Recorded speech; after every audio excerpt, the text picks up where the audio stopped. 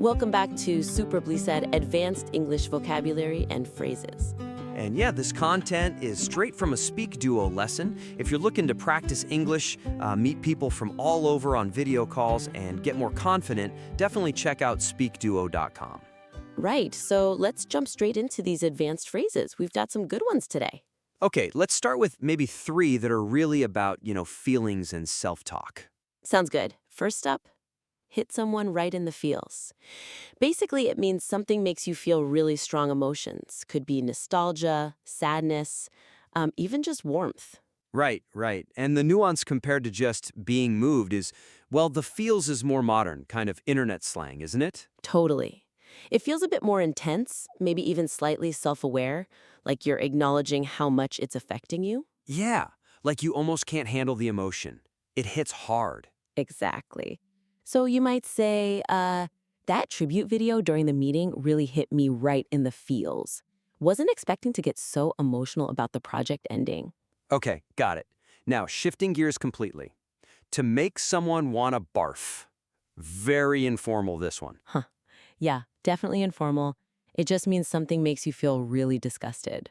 And compared to just calling something disgusting, using want to barf is like super visceral. It's a physical reaction almost. Exactly. It emphasizes that extreme physical repulsion, often used for things that are maybe overly sentimental, cheesy, or just plain fake. Yeah, like honestly, the forced positivity in that corporate rah-rah video made me want to barf. Perfect example. Okay, third in this group, to be harsh on oneself. Ah, yes.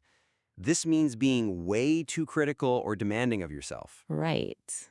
And it's different from just being self-critical, which can be constructive. Being harsh implies severity, like it's often unfair criticism you level at yourself. Yeah, it's that internal pressure turned up too high. We see it a lot. She's way too harsh on herself when presentations don't go perfectly. She needs to remember it's a team effort. Good point. Okay, let's shift focus.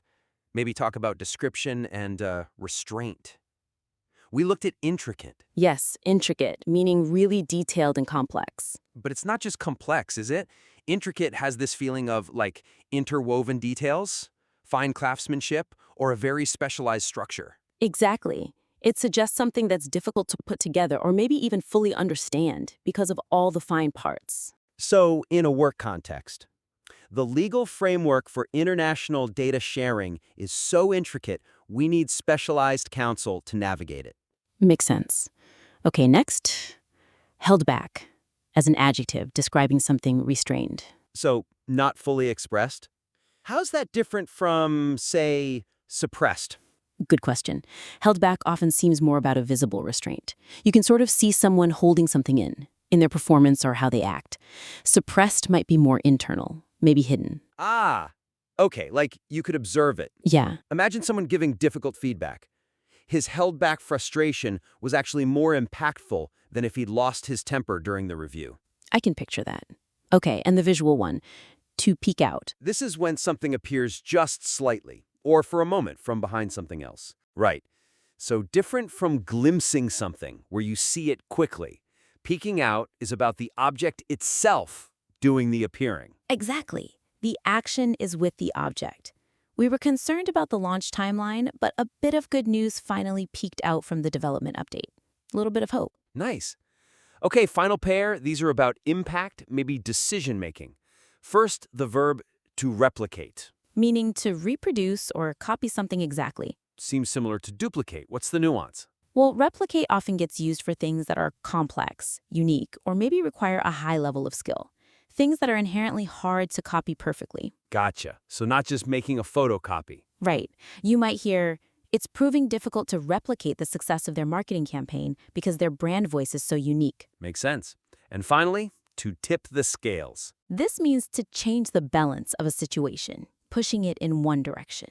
Right, so it implies things were kind of balanced, or it was a close call before this happened. Exactly. It's not just deciding. It's that one factor that makes the difference in a contested situation. Like in a negotiation? Yeah, or a hiring decision.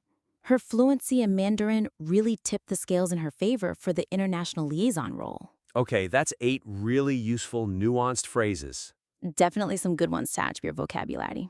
All right, think everyone's ready for a quick quiz? Just to see if these stuck? Remember, feel free to pause if you need a moment to think about the answer. Let's do it. Question 1. If something hits you right in the feels, it means option A, reminds you of a random childhood event. Option B, affects you deeply on an emotional level. Or option C, makes you feel uncertain about your choices. What do you think? That's got to be option B, affects you deeply on an emotional level. That intense feeling when something just hits you right in the feels. Correct? Okay, question 2. When something peeks out, it, option A, briefly appears from behind another object. Option B, completely disappears from view unexpectedly. Or option C, rises quickly and then suddenly collapses. That one is option A, briefly appears from behind another object.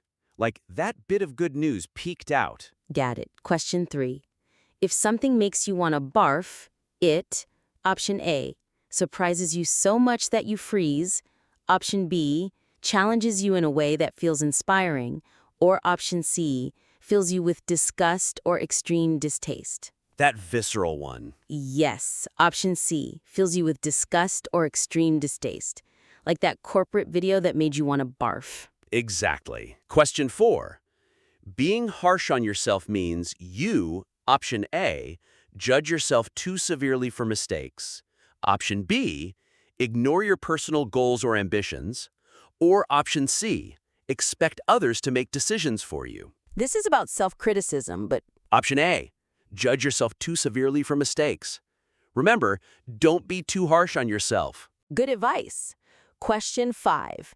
If someone is described as held back, they are, option A, restrained or not fully expressing themselves. Option B, quick to share their thoughts with everyone. Or option C, overly confident about their accomplishments.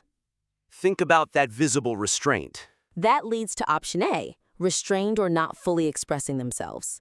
Like the impactful performance where the emotions were held back. Spot on. Question 6. Something described as intricate is option A, extremely simple and easy to understand. Option B, highly detailed and complex in structure.